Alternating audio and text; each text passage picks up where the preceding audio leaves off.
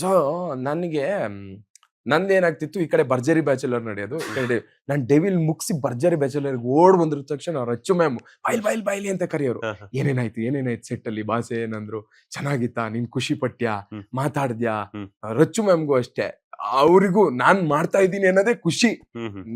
ಅವ್ರು ಬಂದು ಫಸ್ಟ್ ಡೇನೆ ಬಂದು ಬಾರೋ ಅಂದ್ರು, ಡೆವಿಲ್ ಮಾಡ್ತಾ ಇದೀಯಂತೆ ಮಚ್ಚಾ ಅಂದ್ರು. ಹ್ಞೂ ಮ್ಯಾಮ್ ಡೆವಿಲ್ ಮಾಡ್ತಾ ಇದೀನಿ, ಫುಲ್ ಖುಷಿ, ಯಾರಿಗೂ ಹೇಳ್ತಾ ಇಲ್ಲ, ಇದು ಇನ್ನು ಶೂಟಿಂಗ್ ಸ್ಟಾರ್ಟ್ ಆಗಿಲ್ಲ ಅಂದ್ರೆ ಈಗ ನಾಡ್ದಿಂದ ಸ್ಟಾರ್ಟ್, ಹೋದ್ರ ಮೇಲೆ ನೋಡೋಣ, ಮಾಡು ಮಚ್ಚ, ಒಳ್ಳೇದಾಗ್ಲಿ, ನಿಮ್ಗೆ ಒಳ್ಳೇದಾಗ್ಬೇಕು, ಚೆನ್ನಾಗಿರು ಅಂತ ಆತರ ಅವ್ರ ಫ್ರೆಂಡ್ಲಿ. ಇನ್ನು ಸೆಟ್ ಅಲ್ಲೆಲ್ಲ ನಾನು ದರ್ಶನ್ ಸರ್ ಜೊತೆ ಅಂದ್ರೆ ಫೋಟೋ ಕೇಳಕ್ಕೂ ನನಗೆ ಹೆಂಗಂದ್ರೆ, ನಾನು ಫುಲ್ ಅವ್ರ ಒಳಗೆ ಮುಳುಗೋಗಿದ್ದೀನಿ. ಬಂದ್ರೆ ಹಿಂಗೇ ನೋಡ್ತಾ ಇರೋದು, ಎಲ್ಲ ಅವ್ರನ್ನೇ ನೋಡ್ತಾ ಇರೋದು.